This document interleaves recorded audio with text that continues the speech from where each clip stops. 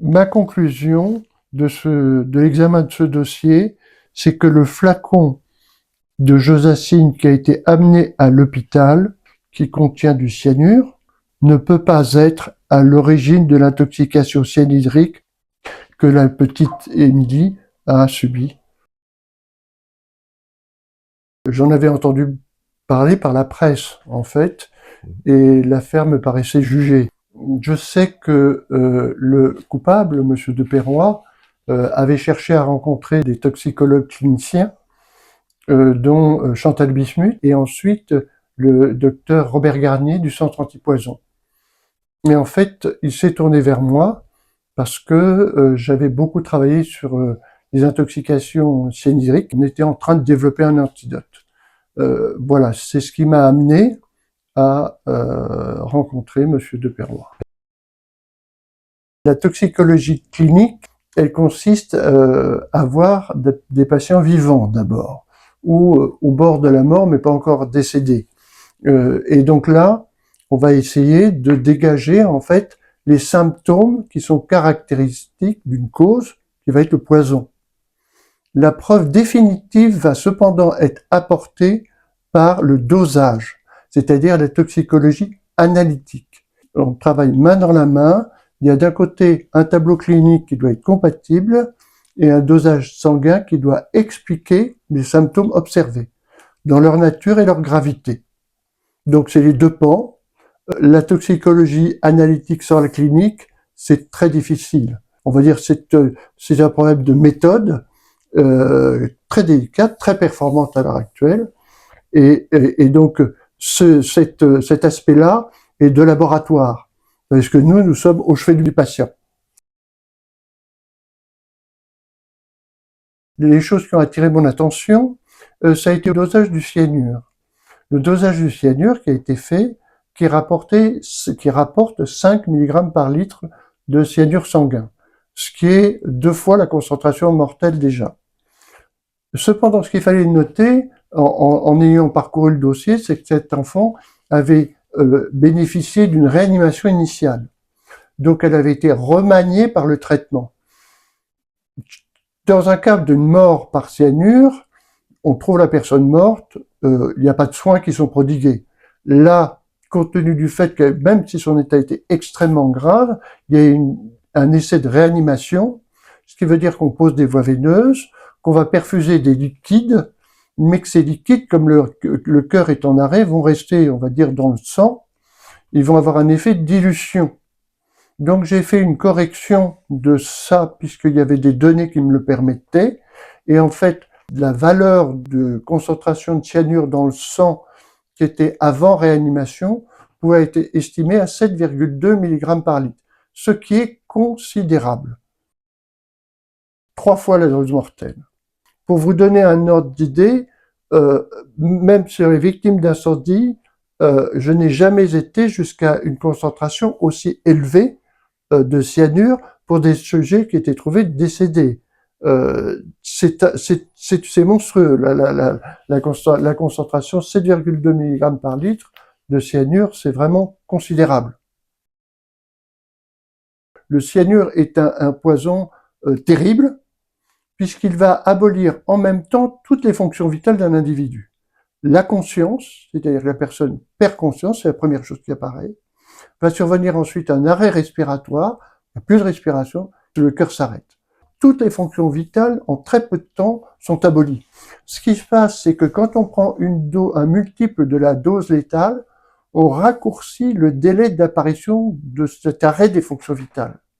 Et là, quand le cyanure est connu pour entraîner des morts rapides, indolores, la personne ne s'en aperçoit pas, il passe de la vie à la mort sans souffrance et sans avoir conscience. C'est vraiment un poison extrêmement violent, rapide d'action. Le délai de perte de conscience est défini en fait ce qu'on appelle l'incapacitation. L'incapacitation est un terme qui a été utilisé notamment dans la toxicologie industrielle, mais aussi la toxicologie rencontrée avec les armes chimiques, qui désigne en fait la perte de la capacité du sujet à s'extraire de l'atmosphère toxique. Donc ça, c'est un paramètre très important. Dans le cas du cyanure, cette perte de la faculté de s'extraire vient d'un trouble, effectivement, des fonctions cognitives qui sont les premières altérées. Pour les condamnés à mort qui étaient gazés en chambre à gaz autrefois aux États-Unis, le cœur s'arrêtait en 13 minutes. Mais rendez-vous compte que le cœur est le dernier à s'arrêter.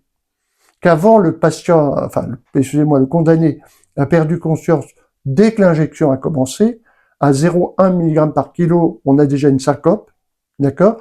Et ils vont recevoir, on va dire, un facteur 10 de cette dose. Donc à ce moment-là, on va avoir, mais les unités de temps se chiffrent vraiment en secondes, pour ce qui est de la perte de connaissance. Pour vous donner un ordre d'idée, il y avait un journaliste dépressif qui avait voulu décrire son intoxication cyanhydrique. Donc il s'est suicidé avec un crayon à la main. Il a été capable d'écrire 8 lettres. J'ai compté, ça faisait 8 secondes, et en 8 secondes, le stylo lui tombait des mains. Il était incapable d'écrire. Donc vous voyez que c'était et même si son cœur s'est arrêté certainement beaucoup plus tard, en termes de secondes, mais en minutes, ça serait quelques minutes, l'effet est instantané. Extrêmement bref. À mon avis, puisque l'intoxication cyanhydrique est certaine, sa gravité aussi, la seule possibilité, c'est qu'elle se soit intoxiquée sur les lieux mêmes où elle a été retrouvée. Elle a été décrite comme n'ayant pas perdu connaissance tout de suite. Elle a été rapportée en ayant en fait une activité motrice, coordonnée, avec une réflexion, puisqu'il est dit qu'elle va aller dans la cuisine. Il faut s'orienter, il faut savoir que la cuisine est là, il faut ouvrir un robinet, il faut le trouver le robinet, il faut l'ouvrir, il faut pencher la tête pour... Elle a dégluti. C'est un geste extrêmement complexe qui nécessite des réflexes et une parfaite conscience, au risque de s'étouffer par une fausse route.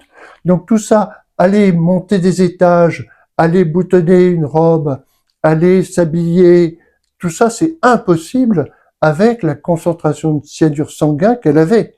C'est absolument impossible. Alors, le dosage dans le flacon était monstrueux. C'était des quantités énormes qui étaient mortelles sans aucun problème, avec des quantités très faibles. Le flacon avait son existence propre, mais qui ne pouvait pas être en relation avec ce qui est advenu à Émilie. C'est cet intervalle où elle va faire tout un tas d'activités qui montraient qu'elle était saine, et donc que le flacon n'était pas à l'origine de l'empoisonnement. J'ai trouvé des rapports d'experts, toxicologues analystes. Il m'a pas été soumis d'avis de cliniciens. Je pense que nous n'avons pas la même connaissance, et c'est normal, puisque les problèmes ne sont pas les mêmes.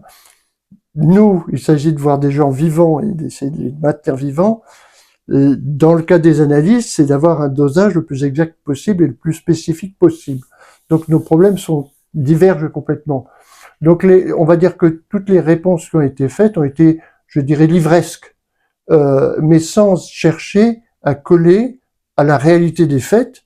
On avait un dosage de cyanure extrêmement élevé et une réalité expérimentale et clinique que plus la dose est élevée, plus le délai de survie est court. Un des manques du dossier, c'est l'absence de reconstitution. Oui.